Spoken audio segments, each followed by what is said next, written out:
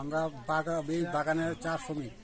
তারপরে আমরা পুরা একটা বিএ পাস আছে এই অমির মুন্ডা, তার লাগে তো চাকরিও পাই না। তারপরে ইন্টারভিউ দিছে পুলিশে, তারপর লাগে আমরা যা বিনোদ দেববর্মার ভাই ওই বিশ্বজিৎ দেববর্মা কেমনে কেমনে যাই না আইসে আয়া সাইডে কইছে যে তুমি টাকা দাও 3 লাখ টাকা, তারপর তোমার পুলার চাকরি হওয়াই দিন, মানে ছোট পুলার অমিরের। এখন আমরা চিন্তা করছি পুলার তো চাকরি হইতে আসে না, খুব কিছু ঘর বাড়ি উড়ি ঋণ টিন করে শুয়োর বেচছি, গরু বেচছি, ঋণ করে ঋণ ধার করে টাকাটা জুটাই দিছি।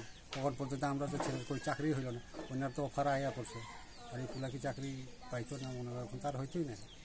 এখন আপনারা কি সুবিচার চান? আমরা কি সুবিধা চাই? আমরা এখন এটার নামে আমরা কি করব? কার কাছে গেলে টাকাটা পাবো? আর চাকরি তো পাবো নি, টাকাও পাই। এখন আপনারা মামলা করবেন তো? মামলা তো করবোই। এখন আপনার নাম? সূর্য কুমার। এই জায়গাটার নাম কি? নরেন্দ্রপুর। এটা কি সিমনা বিধানসভার? সিমনা বিধানসভার। আর টাকাটা দিছেন ওই যে বিজেপির লিডার বিনোদ দেববর্মার ভাইরে? ভাইরে।